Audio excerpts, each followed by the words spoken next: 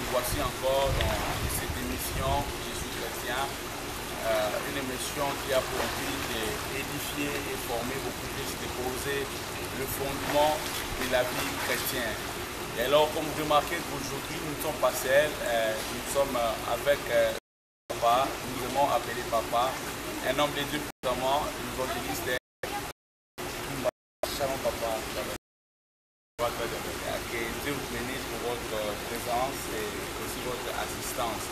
Et aussi, nous ne sommes pas seuls, toujours avec notre ami de chaque jour, Papa Willy Senda, c'est lui-même le présentateur de cette émission. Aujourd'hui, il a jugé bon que nous puissions intervenir à sa place et ensemble, nous allons animer. Shalom Papa, comment vous allez? Bien, nous voulons commencer notre émission, mais avant tout d'abord, je voudrais qu'on puisse nous balancer un élément de notre frère Emmanuel Songo, comme ça, Moussoko, voilà, Moussoko, je m'excuse. Après quoi, nous allons y revenir pour ensemble continuer sur ce plateau avec vous, sur le sujet à laquelle Dieu nous a mis à cœur aujourd'hui. Après ces éléments, nous allons y retourner sur ce plateau. Que Dieu vous bénisse.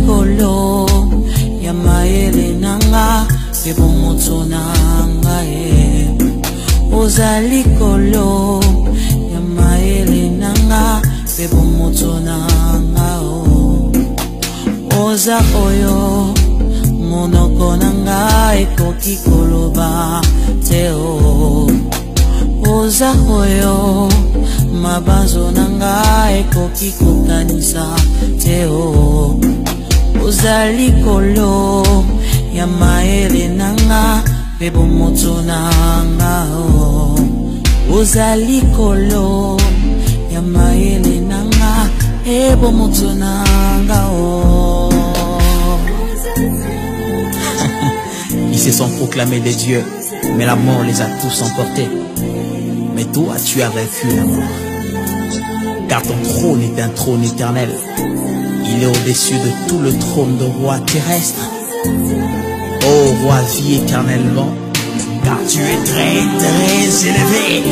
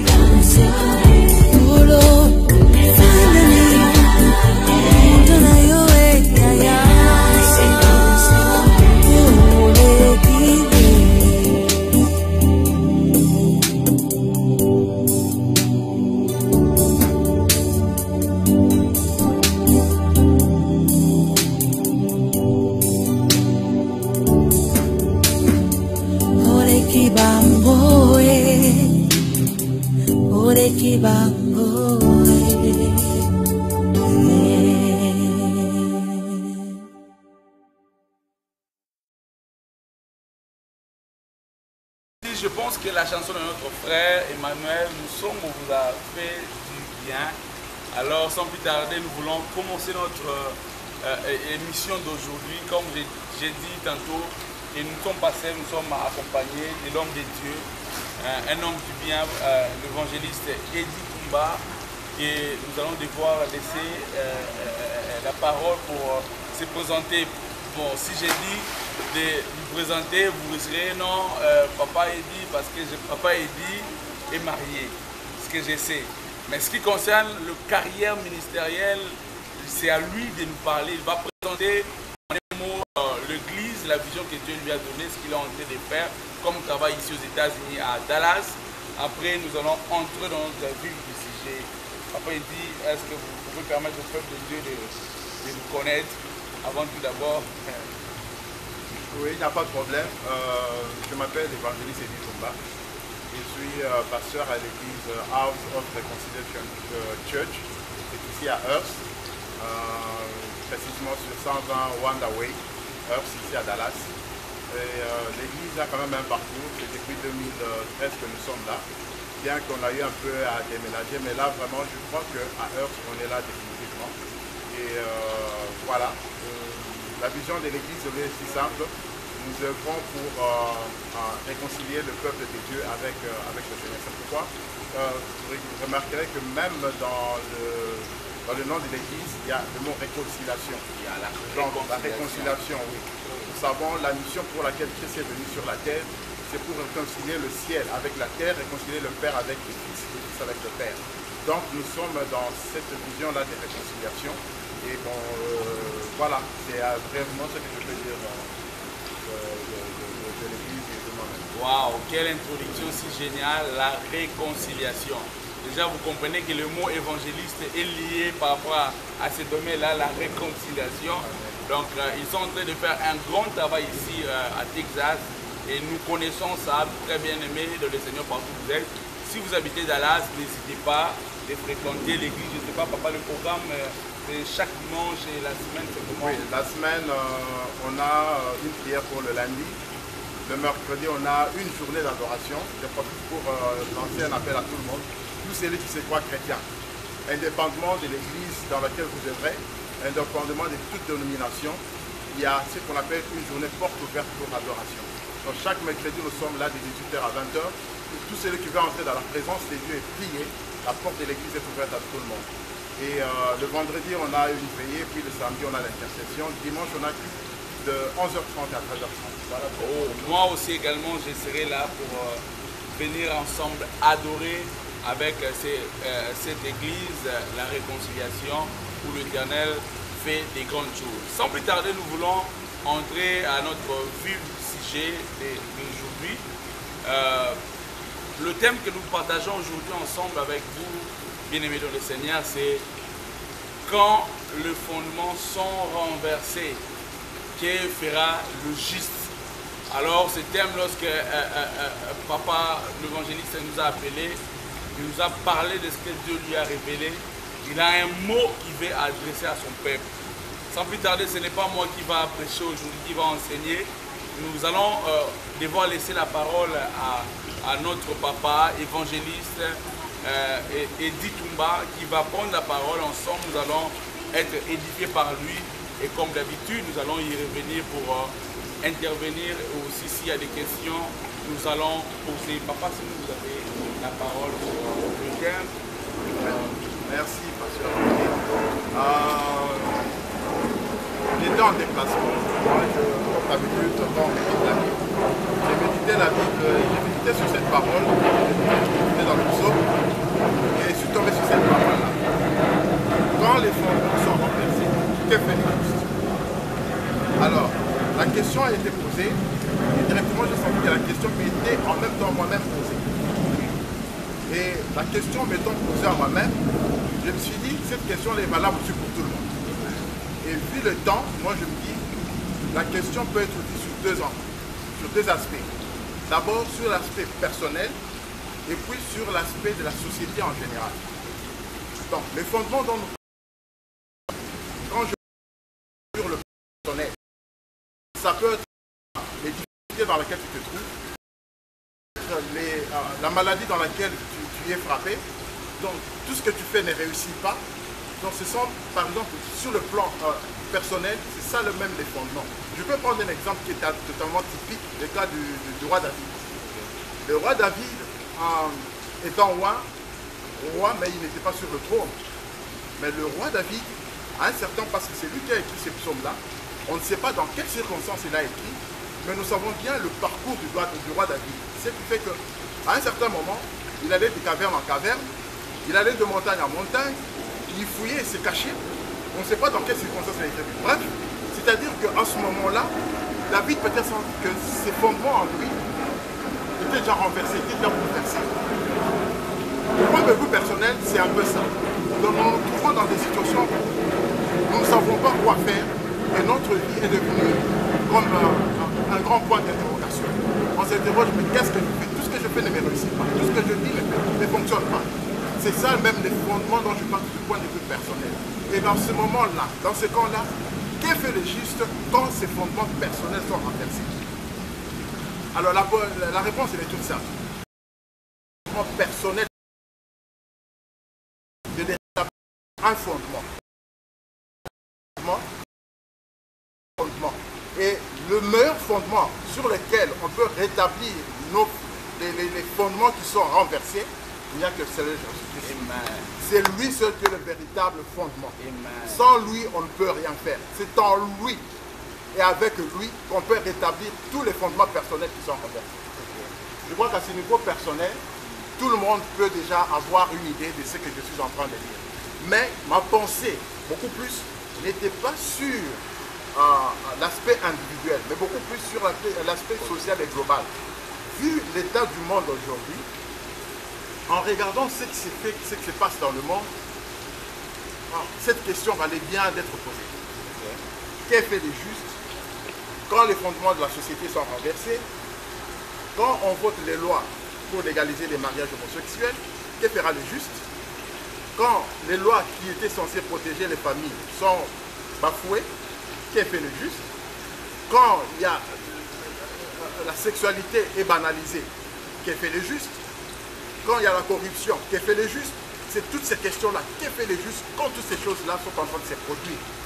Quand bien même cela se fait à travers le monde ou le gouvernement, mais cela se passe aussi à travers les églises.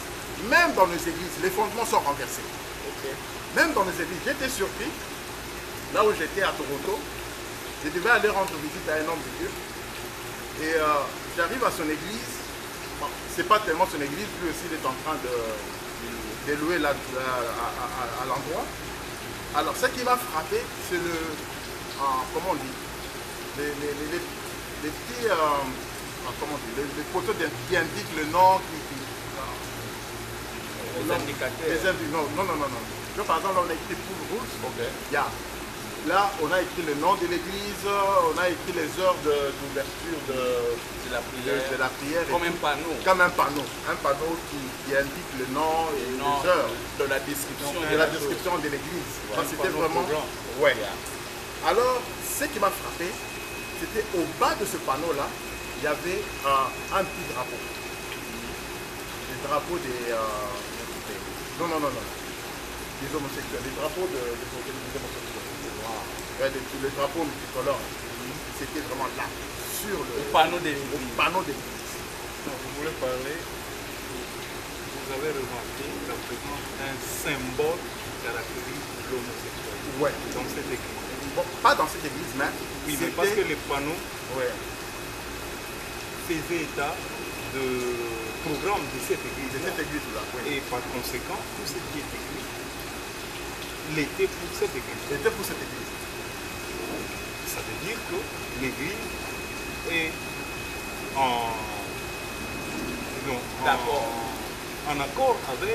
Il est en accord parce que j'ai dû poser directement la question au pasteur. J'ai dit, mais en entrant, j'ai remarqué quelque chose. Il m'a dit, oui, effectivement, c'est pourquoi nous voulons même quitter ici, parce que eux là, c'est légal.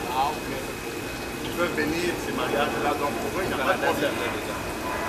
C'est bien légal. Oui, il n'y a pas de problème. Vous comprenez? Donc dans ce sens-là, vu sur cet angle-là, les fondements sont renversés à tous les niveaux. Société, famille, église, tout est renversé. Alors, qu'est fait le juste? Qu'est fait le juste? On va rester bras croisés, en contemplant, en regardant. Je me suis posé moi-même la question. Mais je me suis posé la question et j'ai eu en même temps la réponse. La réponse, je vais aussi prendre un cas qui est assez typique. C'est le cas de Lot, qui s'est trouvé à Sodome et Gomorrhe. Et à cette époque-là, la Bible dit qu'il se vivait de perversité de tout genre. Tout ce qu'on voit aujourd'hui, ça existait encore là-bas, bien que c'était même pas pur. Ne sachant même pas si à l'époque, il y avait aussi des lois qui régissaient ces choses-là. Mais bien, tout ce qu'on sait, c'est qu'il y avait tout ce qu'on voit aujourd'hui s'est trouvé en ce moment-là du temps de Lot. Et quand on regarde le comportement de Lot, et d'après ce que Paul a dit sur Lot, on peut ouvrir nos Bibles pour être précis, parce qu'on doit toujours avoir un témoin. Depuis même notre thème, là où nous avons tiré le livre des psaumes, pour que les autres puissent aussi en voir. Nous allons dans 2 Pierre. 2 Pierre 2, le verset 7.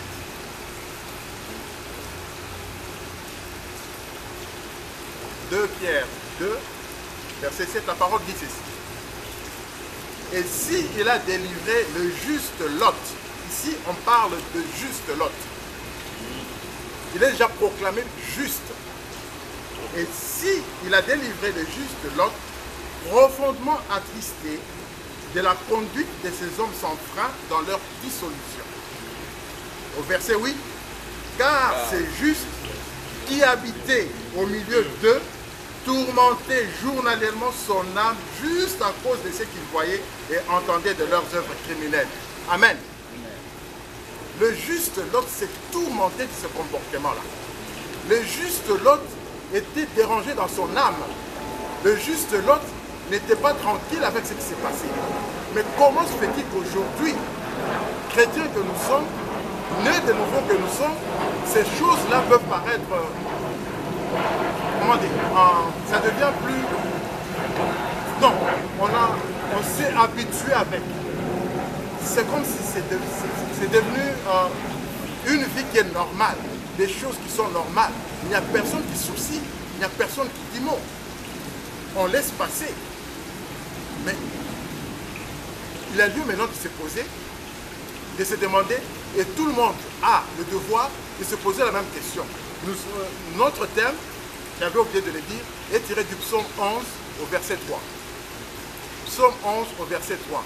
Quand les fondements sont renversés, que fait le juste? Et du point de vue de la société, comme je le disais, en prenant l'exemple de Lot, Lot n'a pas imité les gens de Sodome et Gomorrhe. Lot est resté juste sur le même, se focalisant sur son Dieu. Lot n'a pas pris les habitudes des gens de Sodome et Gomorrhe. Lot n'a pas copié les habitudes des gens de Sodome et Gomorrhe. Lot est resté lui-même, il est resté à lui-même. C'est ce que doit faire les justes. On a tendance aujourd'hui à voir des chrétiens des églises et des chrétiens de la société. Quand je suis à l'église, je suis tout bon, je suis tout chrétien. Mais quand je sors dehors, je suis comme tout le monde normal. Ça, ce n'est pas le comportement d'un vrai chrétien qui est devenu. Et je me dis, celui qui se dit juste doit rester sur la parole de Dieu, doit se concentrer sur la parole de Dieu et demeurer toujours dans la volonté de Dieu. C'est ce que fait le juste dans ces temps ici qui courent. Parce que la parole de Dieu dit, Dieu qui est là-haut regarde les justes. Il sonde la profondeur de l'être, de l'âme de celui qui est juste. Il connaît comment ce juste-là marche.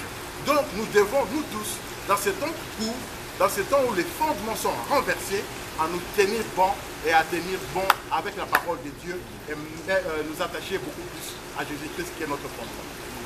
Oh my God, quelle parole qui est si édifiante, quelle parole qui a édifié beaucoup de gens quand le fondement sont renversés, qui fera le juste. Je pense par l'introduction de l'homme de Dieu, par son développement, nous avons compris c'est quoi un fondement. L'homme de Dieu a été si large, il a expliqué sur le fondement, il a même expliqué avec l'histoire de l'autre. Ce que nous retenons dans ce que l'homme a dit, dans ce que l'homme de Dieu a dit, et que quand même le fondement peut être renversé dans un pays, partout dans le monde, il faut être comme Lot. Oui, il y a papa. C'est-à-dire Lot qui a refusé, malgré le fondement était déjà détruit, dans l'impudicité, la Bible dit que Dieu même s'est repenti d'avoir créé l'homme pendant ces temps-là. Même avec l'histoire de Noé, la même histoire qui s'est répétée encore de l'autre côté. Amen. Dieu s'est décidé même de tuer les gens parce que le fondement était déjà renversé. Mais pendant ces temps bien-aimés dans le Seigneur, que les fondements sont renversés, pendant les temps où les gens insultent, pendant les temps où les gens disent de n'importe quoi, quelle est l'attitude que nous, enfants de Dieu, nous avons vis-à-vis de ces histoires-là? Waouh! Papa, merci beaucoup que Dieu vous bénisse pour votre introduction, pour votre développement. Ce message, bien-aimé, ce n'est pas à les garder pour vous-même, mais c'est un message qui demande de les diffuser partout dans le monde. Amen. Que les églises voient, que les présidents voient, que toute catégorie de personnes, et surtout, si vous vous dites que vous êtes chrétien, vous devez voir cet élément, car cela est vraiment très, très bénéfique pour nous, Église. Alors, merci beaucoup, Papa évangéliste. Nous voudrons alors connaître, alors c'est quoi le rôle de l'Église? Vous avez parlé sur le fondement physique, vous avez énuméré beaucoup d'éléments. Alors ce que nous avons aujourd'hui, papa, depuis les temps anciens, nous voyons que l'Église ou encore les hommes de Dieu étaient des personnes plus élevées, qui avaient beaucoup de la considération. De telle sorte même que le roi et certaines personnes s'est déplacé pour aller vers les hommes de Dieu. Mais aujourd'hui, nous avons encore, parce que nous parlons sur le fondement, aujourd'hui, est-ce qu'il n'y a pas moyen que l'Église puisse aussi s'élever pour rebâtir encore ce fondement qui est déjà renversé dans tous les plans? Parce qu'il faut dire que c'est notre religion chrétienne qui est au-dessus de toute autre histoire. La politique, certaines histoires viennent avant, après plutôt. Mais alors, que direz-vous de l'Église? C'est quoi la mission d'une Église? Ou encore, s'il faut rebâtir encore sur le nouveau fondement, comment nous devons faire étant comme Église? Merci pour la question, Pasteur Claudie. L'Église a un rôle primordial à jouer. L'Église doit rentrer dans ce que moi j'appellerais les valeurs même que les apôtres nous ont laissées. Vous comprenez? Bien aimé. Aujourd'hui, on est focalisé beaucoup plus sur les dénominations des églises. Nous sommes beaucoup plus focalisés sur certaines choses, sur certains aspects de l'Église qui ne valorisent même pas le nom de Christ. Nous devons nous-mêmes d'abord rentrer dans cette véritable parole. Parce que beaucoup se sont égarés de cette parole. Beaucoup sont allés en dehors de cette parole-là. Le Seigneur nous a laissé cette parole, Dieu nous a donné cette parole afin que nous puissions être canalisés par cette parole-là. Mais si aujourd'hui l'Église qui est censée donner cette ligne directrice au monde, si l'Église qui est censée apporter cette vérité-là auprès du peuple, lui-même l'Église ne fait rien, là il y a un problème. Il y a fondamentalement un problème. Nous avons le droit de rentrer dans cette parole-là, de rentrer dans la vérité biblique. Qu'est-ce que dit Dieu dans ces temps pareils? Qu'est-ce que dit la parole dans ces temps pareils? Et toutes les questions que nous pouvons nous demander se trouvent ici. Je vais dire ceci. L'Église, aujourd'hui, je suis désolé de le dire, est comme une Église qui est passive. Ce n'est pas une Église qui est en action, ce n'est pas une Église qui est en mouvement. Nous avons une Église qui est très passive et qui est concentrée sur autre chose. Tous les hommes de parole, comme un à chaque croyant, celui qui est né de nouveau. Nous devons rentrer dans cette vérité biblique. Aujourd'hui, nous devons laisser toute domination. Aujourd'hui, le diable est en train de diviser l'Église et cela ne nous favorise pas. C'est pourquoi nous stagnons, c'est pourquoi nous ne voyons pas plus loin. Nous sommes limités à certaines choses qui ne font pas avancer l'œuvre de Dieu. Je voudrais que par ce temps qui court, que l'évangile puisse être un peu changé. On est fatigué de l'évangile de prospérité, on est fatigué des évangiles de, je ne sais pas moi, à promettre la richesse. C'est pas ça. C'est pas ce que le Seigneur nous a demandé. Le Seigneur nous a demandé une chose, c'est de ramener les âmes vertes. C'est de ramener les gens à la conversion, c'est de ramener les gens à la repentance. C'est de ça qu'il faut maintenant faire, parce que dans ce temps qui court, il faudra que les chrétiens s'attachent à Dieu. Nous devons nous attacher à Christ afin d'hériter le royaume des cieux. Sinon, l'Église passe à côté de son rôle, l'Église passe à côté de toute chose. Oh, merci beaucoup, Papa Eli. Avant tout d'abord de continuer, je voudrais en sorte que nous puissions en profiter avec ces petits éléments que nous voulons vous balancer, après quoi nous allons y rentrer, après que Dieu vous bénisse. Aujourd'hui, parler sur un thème que j'ai intitulé « La mission intégrale de l'Église ». Qu'est-ce que la mission intégrale de l'Église? Oui, bien aimé, aujourd'hui, nous voyons que la mission de l'Église n'est pas seulement d'implanter des églises, ce n'est pas seulement d'annoncer l'Évangile. Ce n'est pas de ça que je veux parler, mais bien entendu, je vais essayer un peu de fusionner les deux. Mais ici, je viens parler de la mission intégrale de l'Église, c'est-à-dire la mission de l'Église dans le cadre de l'évangélisation et la mission de l'Église dans le cadre de l'action sociale. Oui, il y a un certain temps, les hommes de Dieu, des théologiens, des grands théologiens, se sont mis ensemble pour trouver la solution à ces problèmes. Ils se sont dit non, l'Église ne peut pas rester seulement au niveau de l'évangélisation ou de la proclamation de l'Évangile et de l'implantation des églises. Tout ça est bien beau, mais ils se sont rendus compte qu'il y a quelque chose qui manquait. Et c'est quelque chose-là, c'est l'action sociale. Et c'est ainsi qu'ils ont décidé d'appeler cela, dans un terme qui est assez simple, la mission intégrale de l'Église. Voilà, c'est ce message-là que j'apporte au peuple de Dieu, c'est ce message-là que j'apporte maintenant à l'Église de Dieu. Oui, ce même problème se pose encore aujourd'hui. Nous avons encore ce même problème-là en ce temps-ci. Oui, nous voyons que l'Évangile est proclamé. Nous voyons que les églises sont implantées.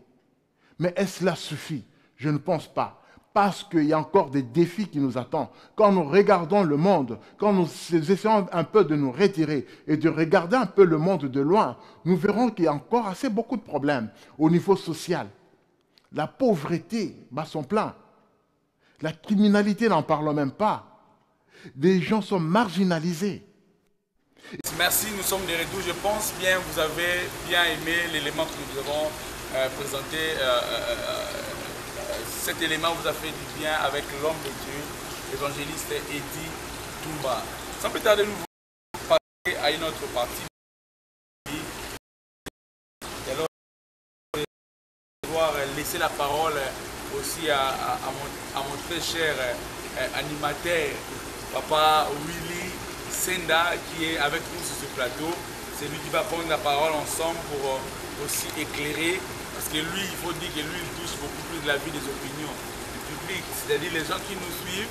Alors lui, il a toujours tendance, les gens aiment bien Papa Willy Senda, ils envoient des textos, ils écrivent même une inbox, bien avant même que l'émission puisse être balancée, les gens ne cessent jamais de sonder, de poser des questions. Sans plus tarder, je lui laisse la parole, il va ensemble développer s'il y a à dire des questions. Nous serons dans ce plateau avec l'homme de Dieu, l'évangéliste Eddy Toumba, qui va éclaircir le peuple de Dieu. Merci pasteur Claudie Souka, merci évangéliste Eddy Toumba. Nous avons été édifiés par cette première partie de l'intervention de son serviteur. Mais là, nous avons quelques questions. Vous savez, le thème en soi, il est majeur et il interpelle tous les chrétiens. Évangéliste. Quand Martin Luther King disait l'Église n'aura pas résolu les problèmes de gens de sa génération, cette Église a failli à sa mission. Ne voyez-vous pas que nous sommes devant une déclaration qui a été faite depuis une vingtaine d'années. Faut-il recréer un nouveau monde? Que vont faire les chrétiens aujourd'hui face à un monde corrompu, un monde pervers, un monde où les valeurs sont renversées, un monde où le mal est devenu bien, un monde où il suffit d'appuyer sur un bouton. Souvenez-vous, à l'époque de vos pères, de nos pères, ils s'est mariés sans savoir qu'est-ce qu'ils allaient faire après. Mais à ce jour, il suffit de prendre un téléphone, vous appuyez sur un bouton, vous avez la vie des adultes. Que faut-il faire? Quel est le rôle de l'Église? Quel est le rôle des chrétiens aujourd'hui face à cette contrainte du monde? Merci pour la question, Papa William. Au risque de me répéter, je dirais le rôle de l'Église, c'est le rôle d'enseigner. Nous devons rentrer dans... Malheureusement, la plupart des enseignants. Il n'y a plus d'enseignement dans les églises. Très peu. S'il y en a, il y en a très peu. Nous devons rentrer dans les enseignements. Nous devons enseigner les gens ces choses-là. Parce que c'est l'enseignement qui pose une certaine base sur les chrétiens. Parce que si les chrétiens ne reçoivent pas la nourriture convenablement, si les chrétiens tout le temps bombardés par des prophéties, par des messages de prospérité, mais cette âme-là ne grandit pas en soi. Cette âme-là, il reste dans son état, tel qu'il est rentré, tel qu'il sera. Donc il n'y a pas des enseignements véritables qui font changer l'âme de l'homme, qui font changer l'homme face à la société, face à ce que nous sommes en train de vivre. Donc l'Église a un rôle primordial à jouer, c'est de rentrer dans l'enseignement, rentrer à la véritable parole, celle qui est venue pour ramener. Parce qu'aujourd'hui, nous nous contentons de ce qui est terrestre, c'est bien beau. Mais après la vie, après, quand tu seras mort, où tu iras? Où tu iras, ce sont des choses qu'il faut enseigner aux gens. Même la Bible dit que c'est un vrai homme de gagner le monde, si personne n'a. Donc nous devons rentrer, l'Église doit rentrer dans l'enseignement. J'insiste encore et je souligne avec un bic rouge, l'Église aujourd'hui doit rentrer dans l'enseignement, dans la parole, afin de rétablir les fondements qui sont quittés en vérité. Même la Bible dit avec les apôtres, il persévérait dans l'enseignement des apôtres. Il dit, le peuple à ce temps-là persévérait dans l'enseignement. Papa et vous avez effectivement raison par rapport aux enseignements. C'est important. Vous avez quelque chose à dire? Non, c'est déjà un élément très important, rentrer dans l'enseignement. Et ça, c'est bon de savoir quels sont les genres d'enseignements il faut donner aux enfants de Dieu. Mais rassurez-vous que l'unique enseignement que nous avons, c'est présenter aux gens Christ. C'est tout. Il n'y a pas... Parce qu'aujourd'hui, papa dit, je voudrais un peu vous scandaliser. Les gens vivent par la foi. C'est-à-dire parce qu'on a parlé des histoires, les gens oublient l'essentiel. Il marche même un homme qui s'est dit, je ne vais pas travailler parce que la Bible dit que la force est faire ma semence. Il s'est dit déjà paresseux. Donc je ne vais pas bien servir Dieu parce que je sais qu'en finalité, je vais au ciel. Mais il y a des processus pour aller au ciel. Donc vous voyez, c'est un peu ça. Donc nous allons continuer avec cette série de questions. Mais il y a aujourd'hui les fidèles sont perdus. Autrefois, apparemment, selon ce qu'un correspondant nous a écrit ici, les scandales étaient parmi les brebis, c'est-à-dire les fidèles. Et il se pose des questions. Est-ce que ce n'est pas le fait qu'aujourd'hui, le meneur, le homme de Dieu que vous êtes, parce que la plupart des scandales, c'est à partir des hommes de Dieu que vous êtes, c'est qui a fait un peu qui refroidit les fidèles qui sont habitués à vous écouter, qui sont habitués à suivre les instructions que vous les donnez à la lumière de la parole de Dieu. Et là, ils sont inquiets. Ils se disent, mais de quel côté devons-nous, parce que du côté du monde qui les offre les avantages que vous connaissez, ou du côté de Dieu qui le demande de vivre par la foi? Oui, je pourrais répondre à cette question comme ceci. Bien entendu, il y a des bavures, bien entendu, il y a des choses que les hommes de Dieu font. Je ne peux pas dire qu'ils sont tous mauvais, non. Ça, je ne peux pas le dire. Il y a des bons, il y a des mauvais aussi. On ne l'a pas dit, c'est comme vous l'avez dit. Donc, nous sommes dans la période du blé et des livrets. Je peux prendre ici un exemple qui est biblique. Aujourd'hui, si Christ était là avec ses disciples et que Judas trahissait Jésus comme il a trahi, on aurait crié au scandale. C'est un apôtre. Mais de quelle manière il se comportait avec Christ? Donc, pour dire qu'il y a des bons, il y a des mauvais. Même Christ, quand même Christ était là avec ses apôtres, Judas l'a trahi. Il était là vivant. Christ était là avec lui. Il a vu ce que Christ se faisait. Mais ça n'a pas empêché d'aller se faire corrompre et trahir Jésus. Donc je voudrais tout simplement dire qu'il y a des bons, il y a des mauvais. C'est que moi je demanderai au peuple de Dieu, la parole de Dieu dit ceci: vous les connaîtrez par leurs œuvres. Vous les connaîtrez par leurs œuvres. Là où vous sentez vraiment que l'homme de Dieu là n'est pas dans ce qui doit être dans la parole, quitte à vous, mais moi je ne peux pas te dire quitte l'église, va dans telle église. C'est à toi-même de rentrer dans ta chambre, rentre dans la présence de Dieu, demande à Dieu, Dieu te guidera. Amen, frère. Je pense qu'au peuple de Dieu, vous avez suivi la réponse bien-aimée au sujet de la question qui a été posée. Là, nous allons encore continuer avec d'autres questions. Il y a une question qui me vient aussi de l'extérieur. Je crois que les questionnements tournent autour du mal. Et celui-là demande, mais il y a un accroissement de l'iniquité à une vitesse telle qu'on se demande même s'il faut encore espérer quelque chose de bon. C'est une question déjà. C'est une question déjà posée. Ok. N'oublions pas que dans ce monde, nous avons deux tableaux qui se présentent aujourd'hui. Il y a comme deux tableaux qui se présentent. Dieu qui a son plan et le diable qui a son plan. Et le plan du diable, c'est d'empiéter sur ce que Dieu a déjà établi.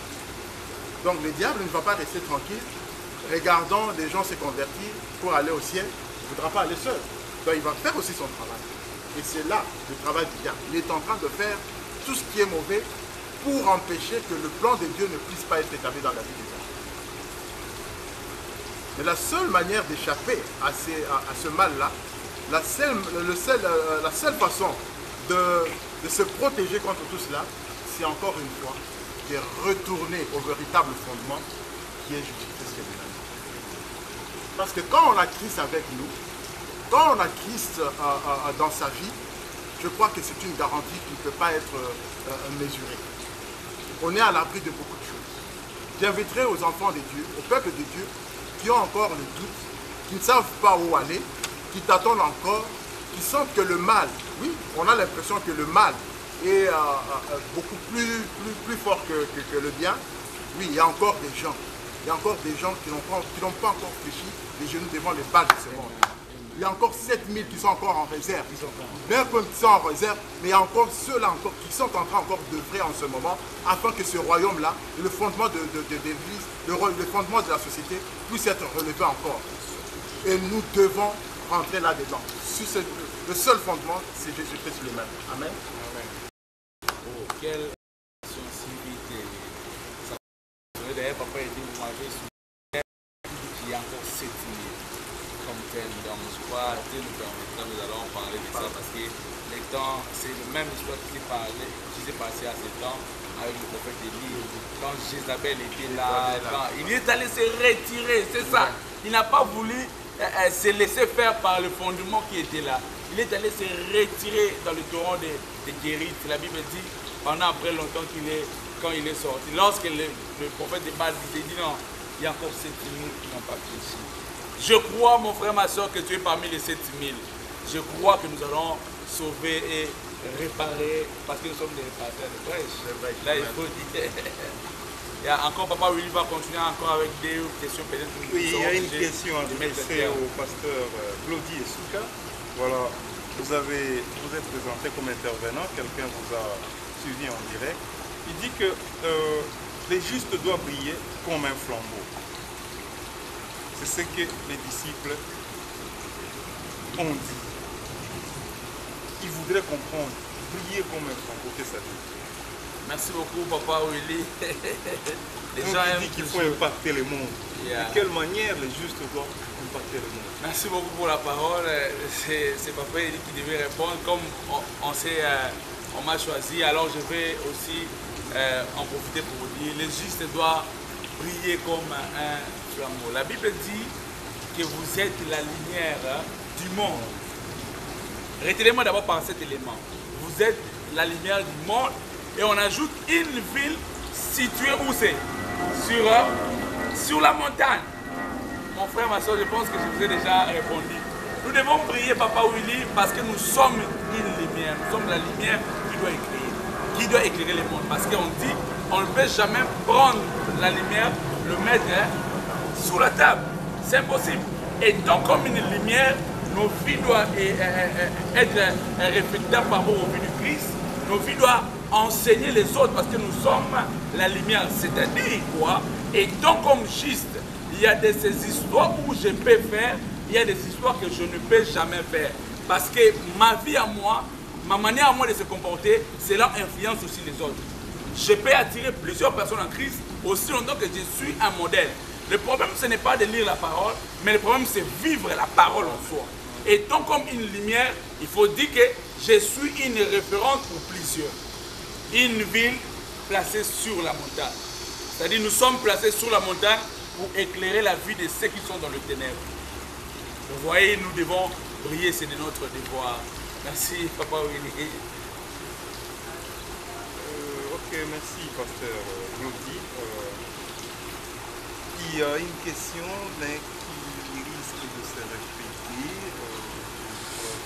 Cette question vous a été posée. En attendant, je peux demander à l'évangéliste et s'il a quelque chose à ajouter à la lumière de ce que le pasteur a comme ça. Pendant que tu es en train de paginer l'impressionnaire, si vous avez quelque chose à ajouter. Oui, un petit élément que je voudrais ajouter par rapport à ce que Pasteur Claudie vient de dire. Nous sommes la lumière, mais la parole de Dieu ajoute encore, nous sommes le sel. Nous devons donner cette saveur-là. Nous devons donner cette saveur-là. Peuple de Dieu, toi qui es né de nouveau, toi qui nous suis aujourd'hui, sois ce sel-là qui donne la saveur. Impacte ta génération. Impacte ta génération par ton comportement, par ta façon d'être, par ce que tu dis, par ce que tu fais. Ne sois pas un chrétien clopant, un chrétien à l'église et un chrétien, un mondain dehors. Non. Ne nous révoltons pas de peau de brebis et en même temps de peau de loup. Nous devons être ce que nous sommes et refléter ce que nous sommes. Si réellement Christ habite en nous, nous devons, la parole de Dieu dit ceci, que nous sommes le temple du Saint-Esprit. C'est que Dieu, quand Christ est mort à la croix, le temple, on dit, le rideau du temple s'est déchiré. C'est à ce moment-là que le plan divin a atteint son apogée. Christ n'était pas seulement venu pour mourir à la croix, mais la finalité, c'était que Christ puisse habiter en nous. C'est ainsi que quand le rideau s'est déchiré, Dieu a quitté définitivement les temples faits de mains d'hommes. Il est venu maintenant habiter dans l'homme. En étant le temple de Dieu, nous devons nous comporter en tant que tel. C'est un peu ce que je voulais ajouter un peu par rapport à ce que le pasteur voulait dire. Merci évangéliste. Il y a une question qui vient certainement d'Afrique où quelqu'un est inquiet de tout ce qui se passe ici aux États-Unis. Chers téléspectateurs, cette émission est en train de se présenter aux États-Unis et plus précisément à Dallas. Il se demande avec toutes les lois qui sont en train d'être votées, et pourtant dans ce pays il y a beaucoup de serviteurs de Dieu venant d'Afrique qui cherchent à rencontrer ceux d'ici pour pouvoir augmenter un plus selon l'esprit de la question. Mais il s'avère que débattion de ce que vous venez de dire, c'est toujours en Occident, le ministère de la sexualité, il y a tellement de choses qui se passent ici où les mineurs sont capables de faire ce qui lui arrive par la tête. Il demande ceci, défendons-nous. Est-ce que le salut viendra des institutions de ce monde dirigées par les États-Unis où tout le monde aujourd'hui a les bras croisés? Il y a des lois qui sont votées au Congrès, il y a des églises qui tolèrent le mariage homosexuel, ça vous le savez déjà. Alors ils se posent des questions finalement, que devons-nous faire nous en Afrique? Nous qui croyons que c'est là où il y a des hommes de Dieu puissants, où il y a la liberté entre guillemets, où il y a la démocratie entre guillemets, mais c'est par là que les scandales commencent. Oui, moi-même j'ai été scandalisé, je crois, c'était au début de ce mois. J'étais sur Google et j'ai été choqué de voir qu'au mois de juin de l'année passée, en Israël, à Jérusalem, la ville sainte, ils ont fait la marche de la fête avec les drapeaux des homosexuels en Israël. En Israël, c'est pour vous dire l'étendue du mal. Pas non seulement ici aux États-Unis, mais ça s'est généralisé partout. Si à la Terre Sainte, on peut célébrer ces journées-là, ça devient grave. Ça devient grave. On ne peut pas attendre le salut qui vient d'une autre nation. Le salut vient de lui seul, le Seigneur Jésus-Christ. Si les gens en Afrique pensent que le salut viendra des États-Unis, s'ils pensent que le salut viendra, c'est pas moi de la France, non. Le salut viendra en Jésus-Christ lui-même. C'est à lui seul, qu'on doit regarder et retourner nos regards et regarder vers lui. C'est à travers lui, à travers sa croix, à travers ce qu'il a fait sur la croix pour nous, que nous avons le salut. Sinon, si on ne fait pas ça, il serait venu en fait. Wow. Merci, bien-aimé. Ce que j'aime en vous, c'est-à-dire le passé que vous évangéliste, c'est que vous avez égocentré votre exposé en Jésus-Christ. Est-ce que pourriez-vous étancher la soif de ces chrétiens qui sont ces enfants de Dieu qui à un certain moment se sentent un peu découragés en le présentant Christ concrètement? Qu'est-ce que tout autour de Jésus-Christ? Parce que finalement, vous savez, quand vous parlez de la foi, il y a des gens qui se demandent. Quand ils lisent la définition, et ils les lisent comme quelqu'un qui lit un ouvrage scientifique, il n'a pas la profondeur de ce qui est là-dedans. Présentez un peu Jésus-Christ.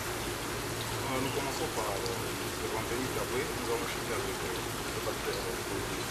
Qu'est-ce que le peuple de Dieu doit retenir de Jésus-Christ comme une force, comme une solution, comme une solution à tous les problèmes, comme un avenir meilleur, comme qu'est-ce qu'ils doivent attendre, comment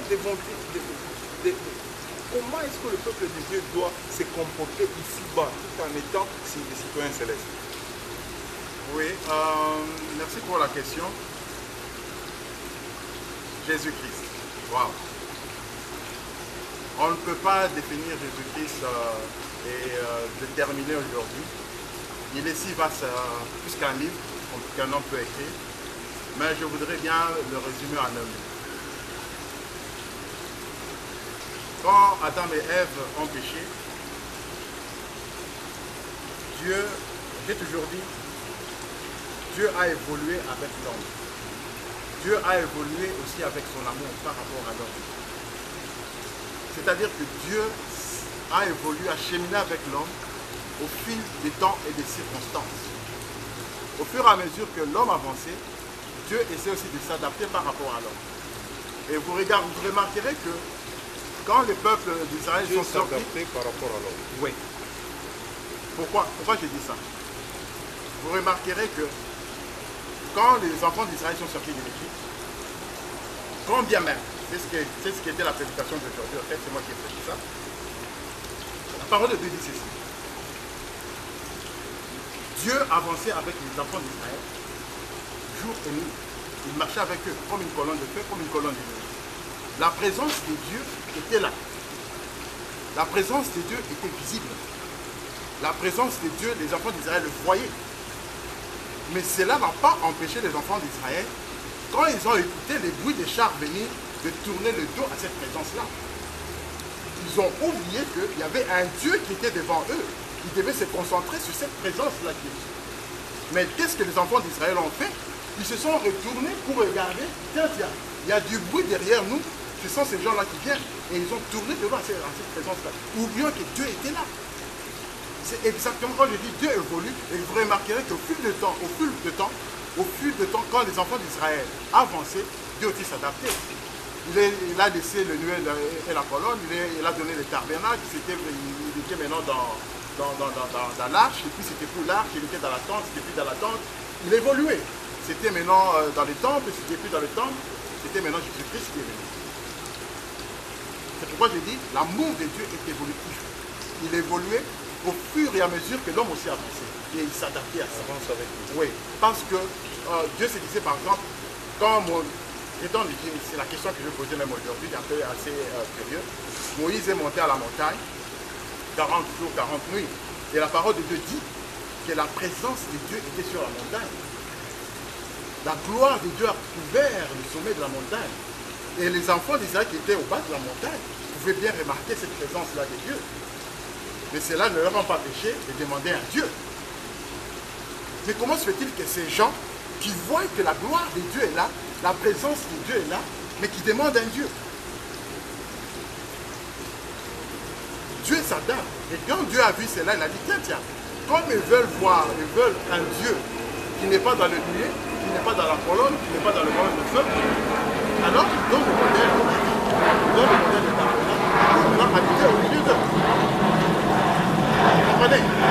Et c'est ainsi que je dis, pour résumer Christ en un mot, Christ, c'est comme le présent des gens, la parole qui s'est fait chair, et cette chair est venue parmi nous.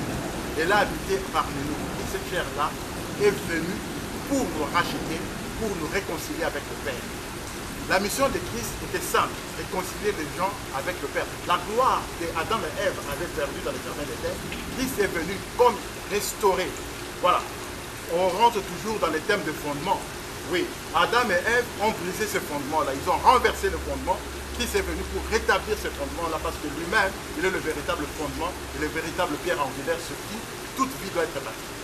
Pasteur Claudie Souka. Merci, je pense avec ça que nous allons même mettre fin à notre mission. Je vais répondre à ces questions qui est Jésus-Christ.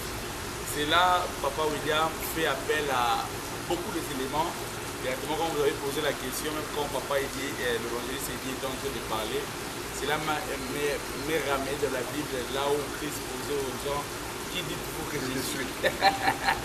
À ses propres disciples. Il dit, qui dites-vous que je suis? Je me suis dit, c'est certain que vous êtes un vrai disciple du Seigneur et vous voulez encore reposer à ces dieux-là cette question. Nous allons répondre étant comme des envoyés de Dieu. Alors retenez Jésus-Christ, d'abord le mot Jésus qui veut dire sauveur. C'est un élément important. Jésus veut dire sauveur et Christ veut dire ouais, les autres le disent dans d'autres termes. Il faut dire Jésus-Christ. Qui est Jésus-Christ? Jésus-Christ, c'est lui qui est le sauveur de l'humanité.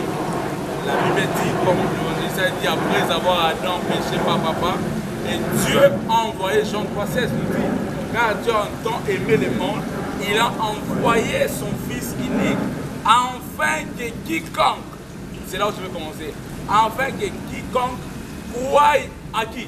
En lui, ne périsse point, mais qui ait la vie éternelle. Donc nous parlons de Christ, Jésus-Christ étant comme le sauveur de l'humanité. C'est lui qui est venu rétablir le fondement qui a été brisé depuis le jardin lorsqu'Adam a péché. Apocalypse dit, il cherchait qui était digne d'ouvrir les livres et de rompre les sceaux. Il n'y avait personne. Et parmi là, Esaïe parle qu'il s'est levé comme une faible plante. C'est lui qui est venu. Donc Christ, Jésus-Christ, c'est lui qui est venu nous sauver de notre péché. C'est lui qui est venu pour restaurer l'alliance qu'on avait avec le Père. C'est lui qui est venu nous donner la vie éternelle. Voilà pourquoi la Bible dit, enfin que quiconque croit en lui ne périsse point, mais qui ait la vie éternelle. Merci Papa William pour cette question. J'aime bien les quiconques. Les quiconques, voilà. Les quiconques croient en lui. Je crois avec Papa dit bientôt là nous allons avoir une conférence, nous allons parler des quiconques. Parce que nous avons senti beaucoup de thèmes sortis. Il y a encore 7000. Parce que, oui, les thèmes que Dieu a lui a parlé, en fait, ça part sur le fondement. Alors, comment restaurer ce fondement? Cela n'a pas besoin de la prophétie. Cela n'a pas besoin sur la ministère, sur l'eschatologie.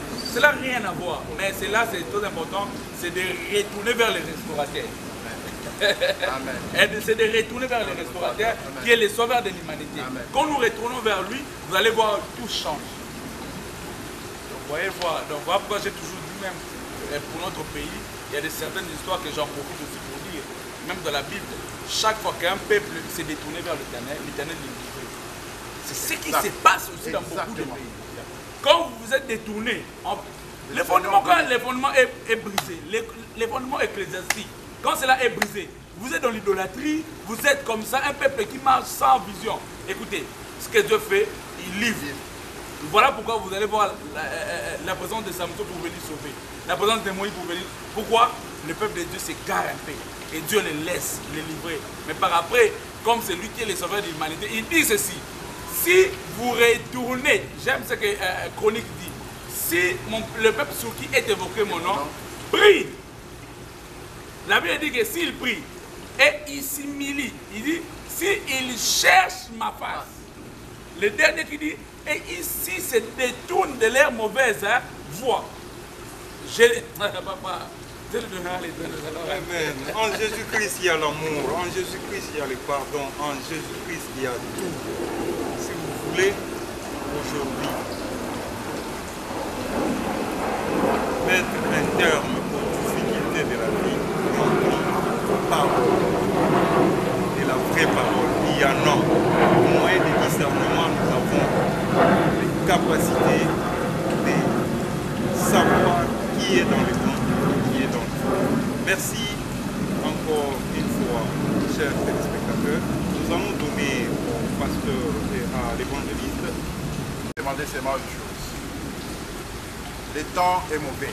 Paul a dit, il faut maintenant, comment il a dit, il avait exprimé ça. Le temps est mauvais. Oui, il faut rajouter le temps qui est perdu. Donc, peuple de Dieu, toi qui me suis maintenant, si tu me suis, tu n'as pas encore reçu Jésus comme Christ et Sauveur. Il est temps pour toi de recevoir ce Christ-là. Si tu n'as pas une église, cherche une église, tu trouveras tout simplement. Et prie Dieu, que Dieu puisse t'éclairer dans ton choix. Tout ce que je peux dire, c'est là, si tu as tes fondements qui sont renversés, personnels, je veux dire, si tu es dans la maladie, si tu es dans la souffrance, si tu es dans le manque, le seul fondement sur lequel tu peux t'appuyer, c'est seulement le nom de Jésus-Christ, notre Sauveur et notre Sauveur. Que le Seigneur vous bénisse et que vous vivrez. Merci, papa. Vous êtes là, vous voulez ensemble prier avec nous, vous voulez donner votre vie à Jésus-Christ, vous avez un problème de maladie, simplement vous allez toucher votre cœur et nous tous ensemble sur le plateau, nous allons élever notre main droite et nous allons déclarer des paroles pour vous qui veulent recevoir Christ comme Seigneur et Sauveur. Nous allons aussi déclarer, papa l'évangéliste dit va prier pour ceux qui veulent donner la vie à Christ, et moi je vais prier pour vos problèmes que vous avez de santé, la maladie, et je crois que Dieu va vous guérir, parce que la Bible dit que la main de l'Éternel n'est pas trop courte pour agir. Il va le faire et je le crois. Alors tu vas lever la main dans Dieu, tu dis Seigneur Jésus-Christ, je prends l'engagement aujourd'hui de te suivre, de te connaître et de respecter tes commandements. Je te prends comme mon Seigneur et mon Sauveur. Je prends l'engagement de défendre ton nom partout où je serai, d'être véritablement ton disciple, d'être le grand défenseur de ta parole. Seigneur Dieu de gloire, je te donne ma vie, prends-la, fais-la tout ce que tu veux. Je m'abandonne totalement à toi. Je m'abandonne totalement à toi, Seigneur Christ, par ce temps difficile, par ce temps qui est en trouble, par ce temps noir, que toi seul puisses m'éclairer. Et cela, dans le nom puissant de Jésus, nous avons ainsi prié. Amen. Amen. Seigneur, tu dis dans ta parole, vous me servirez et je vous bénirai et je donnerai la maladie au milieu de vous. Au nom de Jésus, Père. Je prie pour la vie de mon frère et ma soeur. En ce moment, nous prions. Père, la Bible dit que tu es venu sur terre pour nous sauver. Sur terre, la Bible dit, tu as dit que l'Esprit de l'Éternel est sur moi, et m'a pour libérer, briser, sauver, Père. Je prie, et cette dame, ce monsieur, c'est mon frère et ma soeur qui a un problème. Je ne sais pas ce que les médecins ont dit, mais je sais que tout est possible à celui qui croit. Alors, je prie que la guérison soit leur partage. Et cette semaine qui va commencer, ça soit une semaine bénie, remplie de faveur et de prospérité. Que la visitation de Dieu accompagne votre vie. Que Dieu fasse triompher de gloire en gloire. Au nom de Jésus. Nous avons essayé avec l'action de grâce. Nous disons Amen. Chers téléspectateurs, c'est avec ces considérations que nous venons de mettre un terme sur notre émission d'aujourd'hui qui est intitulée Quand les fondements sont ébranlés, que ferait le juste? Merci encore une fois de nous avoir suivis nombreux chez vous à la maison. Nous vous donnons un prochain rendez-vous le dimanche prochain. Merci Pasteur Didier Souka. Merci évangéliste Eddy. Que Dieu vous bénisse. Merci beaucoup pour le travail que vous avez abattu aujourd'hui. Le peuple de Dieu a été vraiment édifié. Nous pensons que ce n'est pas seulement aujourd'hui, nous aurons encore à développer avec vous d'autres thèmes sur le même plateau. Amen. Amen. Amen. Merci.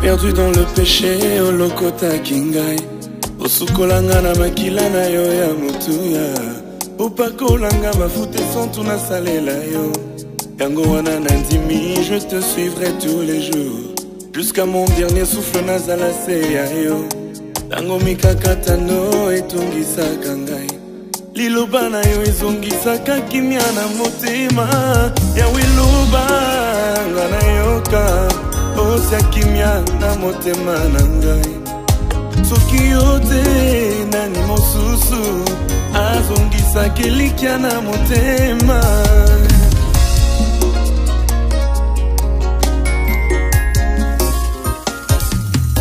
Les projets de bonheur nde obongisela ngai. Pourquoi nakenda mosika ya motema na yo? Pourquoi rentrer vers ce que j'avais vomi? Na décidé natikala pene pene na yo. Natiki mato ya kofungwama na yo ka mongongo na yo. Mon cœur est préparé comme une terre fertile.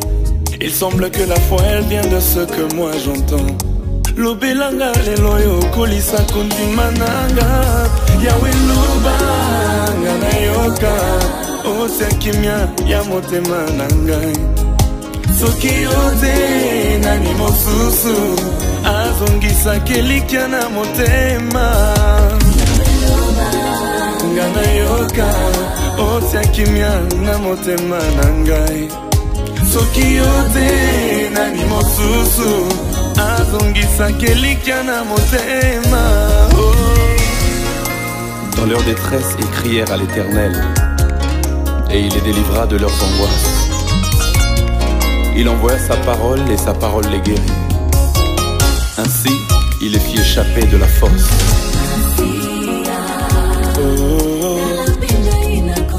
Nakosalela yo, repos de mon cœur, makasi nanga. Toute ma vie nzambalola oh Masia Nalapinda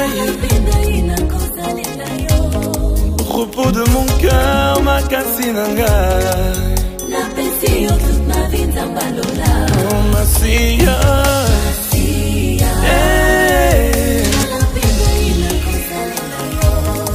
repos de mon cœur makasi nanga oh Masia, oh Masia, repos de mon cœur, makasi nangai, napesi yo toute ma vie nzambalola. Nalapinda inakosalela yo. Masia nangai. Lobelanga tali loba moko osya kimia na motema nanga azongisaka elikya na motema nanga yawe loba osya kimia na motema nanga mwana azongisaka elikya na motema yawe yawe yawe osya kimia na motema nanga azongisaka elikya na motema osya kimia na motema nangai soki yo te nani mosusu azongisaka elikya na motema